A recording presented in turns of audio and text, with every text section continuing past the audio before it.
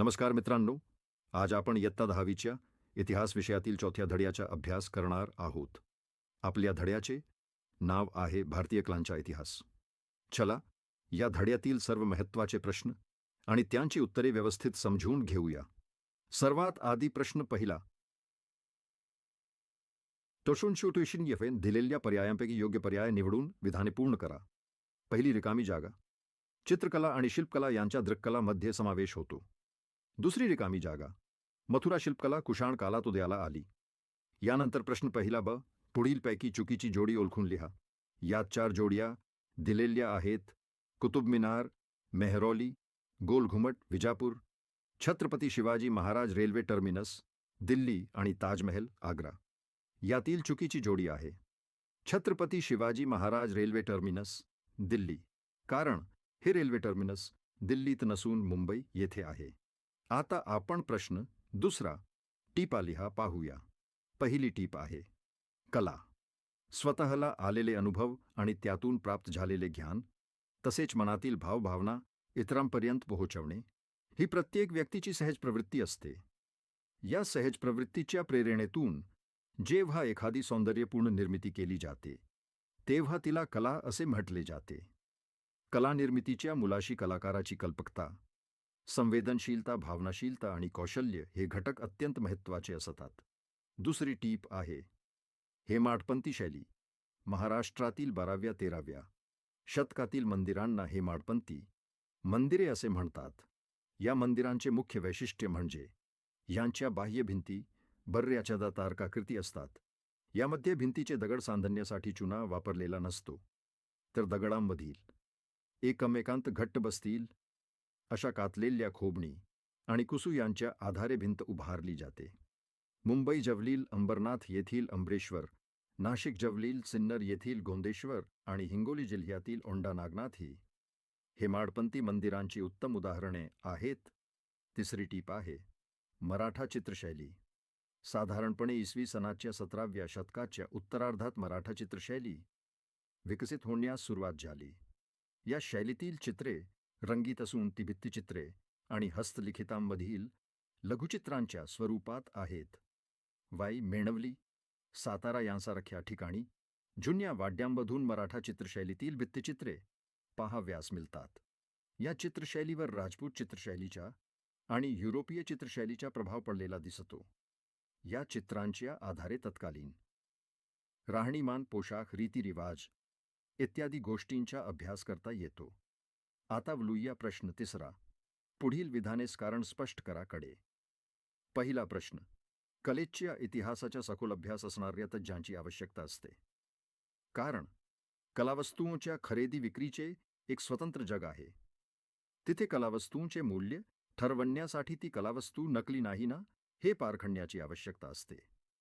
कलावस्तूचा दर्जा, ती कोणत्या काळातील आहे आणि ती कोणी बनवली याची अचूक माहिती मिळवण्यासाठी कलेच्या इतिहासाचा सखोल अभ्यास असणाऱ्या तज्ज्ञांची आवश्यकता असते. दुसरा प्रश्न. चित्रकथीसारख्या नामशेष होण्याच्या मार्गावर असलेल्या परंपरेचे पुनरुज्जीवन करणे गरजेचे आहे. कारण चित्रकथी परंपरेमध्ये रामायण, महाभारतातील कथाचित्रांच्या सहाय्याने आणि गांड्याच्या माध्यमातून सांगण्याची प्राचीन लोककला परंपरा आहे. या परंपरेतील चित्रे कागदावर काढून नैसर्गिक रंगात रंगवलेली असतात. वेगवेगळ्या कथा सांगण्यासाठी अशा चित्रांच्या पिढ्यानपिढ्या चालत आलेल्या पोथ्या चित्रकथी परंपरेमध्ये जपलेल्या असतात. ही आपली एक अत्यंत महत्त्वाची प्रादेशिक लोककला परंपरा असून ती नामशेष होण्याच्या मार्गावर आहे. म्हणूनच आपला हा सांस्कृतिक वारसा जिवंत ठेवण्यासाठी या परंपरेचे पुनरुज्जीवन करणे गरजेचे आहे. शेवटी प्रश्न 5वा. पुढील प्रश्नांची सविस्तर उत्तरे लिहा. प्रश्न आहे लोकचित्रकला शैलीविषयी सविस्तर माहिती लिहा. उत्तर. लोकचित्रकला शैलीची माहिती आपण खालील मुद्द्यांच्या आधारे समजून घेऊया. 1. प्राचीनता. अश्मयुगीन काळातील गुहाचित्रे अनेक देशांमध्ये आढळून येतात.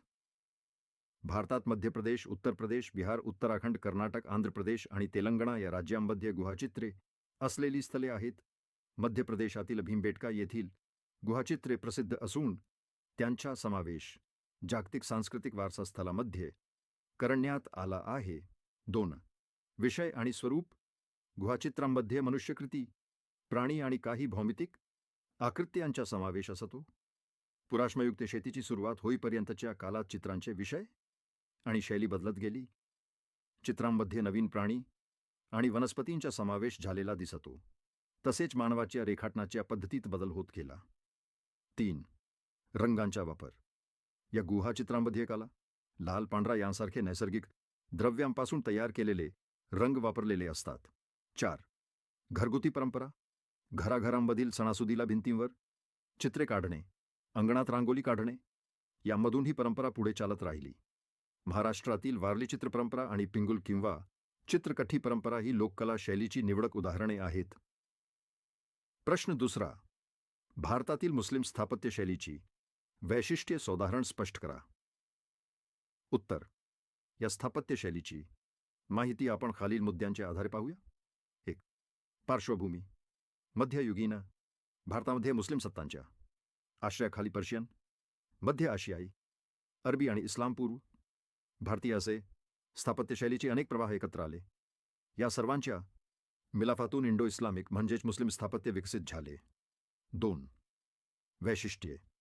भव्य घुमट, उंच मिनार, कमानदार दरवाजे आणि सुंदर कोरीव काम किंवा नक्षीकाम ही या शैलीची मुख्य वैशिष्ट्ये आहेत. 3. उदाहरणे. पहिले उदाहरण म्हणजे दिल्लीचा कुतुब मिनार. कुतुबुद्दीन ऐबक आणि अल्तमश यांच्या कारकिर्दीत बांधलेला हा मिनार जगातील सर्वाधिक उंच मिनार आहे, ज्याची उंची 73 मीटर आहे. दुसरे उदाहरण म्हणजे आग्रा येथील ताजमहल.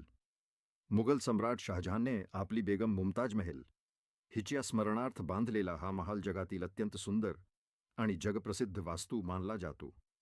हे मुस्लिम स्थापत्याच्या सौंदर्याचे अग्रगण्य उदाहरण असून ते एक जागतिक वारसा स्थल आहे. तिसरे उदाहरण म्हणजे विजापूरचा गोल घुमट. इसवी सनाच्या 17व्या शतकात बांधलेल्या या भव्य इमारतीमध्ये महम्मद आदिल शहाची कबर आहे. या इमारतीला गोल घुमट हे नाव ज्या घुमटामुळे मिळाले, त्या घुमटाच्या आतल्या घेराच्या बाजूने एक गोल सज्जा आहे. तिथे उभे राहून हलूच कुजबुजले तरी तो आवाज सर्वत्र ऐकू जातो. आता पुढील प्रश्न तिसरा पाहूया. कलाक्षेत्रात व्यवसायाच्या कोणत्या संधी आहेत हे स्पष्ट करा. उत्तर. कलाक्षेत्रात व्यवसायाच्या अनेक चांगल्या संधी उपलब्ध आहेत. त्या खालीलप्रमाणे आहेत. 1. कलेचा इतिहास आणि संशोधन. कलेच्या इतिहासाचे अभ्यासक पत्रकारितेच्या क्षेत्रात काम करू शकतात. तसेच कलावस्तूंच्या खरेदी विक्रीच्या क्षेत्रात कलावस्तूंचे मूल्य आणि ती अस्सल आहे की नाही हे ठरवण्यासाठी तज्ज्ञांची गरज असते. 2. संग्रहालय आणि अभिलेखागार. संग्रहालय, ग्रंथालय, माहिती प्रसारणाचे तंत्रज्ञान, पुरातत्त्वीय संशोधन आणि भारतीय विद्या म्हणजेच इंडोलॉजी या क्षेत्रांमध्ये अनेक व्यावसायिक संधी आहेत. 3. उपयोजित कला. औद्योगिक आणि जाहिरात क्षेत्र. वस्तूंची निर्मिती, जाहिराती तसेच घराची सजावट, चित्रपट आणि दूरदर्शनवरील कार्यक्रमांसाठी कला दिग्दर्शन आणि प्रकाशन क्षेत्रात पुस्तके, मासिके, आमंत्रणपत्रिका यांची मांडणी व सुलेखन म्हणजेच कॅलिग्राफी करण्यासाठी जाणकारांची आवश्यकता असते. 4. स्थापत्य आणि छायाचित्रण. सध्याच्या काळात संगणकावर तयार केलेली स्थिर आणि चलचित्रे, नक्षी आणि आरेखणे ही उपयोजित कलेचाच एक भाग आहेत. 5. हस्तोद्योग व कलावस्तू निर्मिती. दागदागिने, मौल्यवान धातूंच्या कलावस्तू, मातीची भांडी, बांबू आणि वेताच्या वस्तू, काचेच्या कलापूर्ण वस्तू, सुंदर कापड आणि वस्त्रे यांची निर्मिती या क्षेत्रात मोठ्या प्रमाणात रोजगाराच्या संधी आहेत. आता शेवटचा प्रश्न चौथा पाहूया.